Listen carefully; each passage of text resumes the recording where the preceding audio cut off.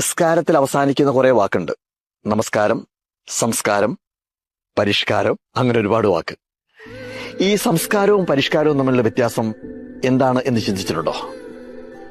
ഇപ്പൊ ഏത് കാറാണ് ഉപയോഗിക്കുന്നത്, അല്ലെങ്കിൽ ഏത് ഫോണാണ് ഉപയോഗിക്കുന്നത്, അതല്ലെങ്കിൽ ഏത് ബ്രാൻഡ് ഡ്രസ്സാണ് ധരിക്കുന്നത് എന്നൊക്കെ നോക്കി മനുഷ്യന്റെ സംസ്കാരത്തെ നമ്മൾ അളക്കാൻ ശ്രമിച്ചു കഴിഞ്ഞാൽ നമുക്ക് തെറ്റി. അത് വെറും പരിഷ്കാരത്തിന്റെ സൂചന മാത്രമാണ്. പരിഷ്കാരവും സംസ്കാരവും തമ്മിലുള്ള വ്യത്യാസം വളരെ വളരെ വലുതാണ്. ഒരാൾക്ക് ഒറ്റ ദിവസം കൊണ്ട് കോടീശ്വരനാവാം, ഒരു ലോട്ടറി അടിച്ചാൽ മതി. ഒരാൾക്ക് ഒരു ദിവസം കൊണ്ട് പ്രശസ്തനാവാം, ഒരു സിനിമയിൽ അഭിനയിക്കുകയോ അല്ലെങ്കിൽ ഒരു സോഷ്യൽ മീഡിയയിലൂടെ അദ്ദേഹത്തിന് അങ്ങോട്ട് വൈറലാവാൻ സാധിക്കുകയോ ചെയ്താൽ മതി. എന്നാൽ ഒരാൾക്ക് ഒറ്റ ദിവസം കൊണ്ട് സംസ്കാരമുള്ള ഒരു മനുഷ്യനാവാൻ പറ്റില്ല. അത് കുട്ടിക്കാലം മുതൽ ആർജിച്ചെടുക്കേണ്ടതാണ്.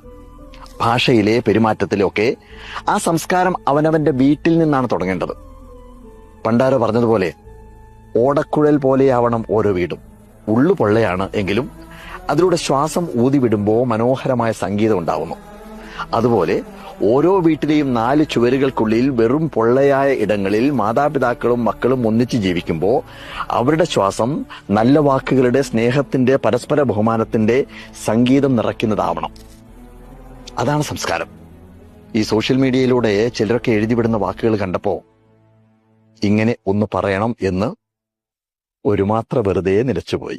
ഒരു മാത്ര വെറുതെ നിനച്ചുപോയി.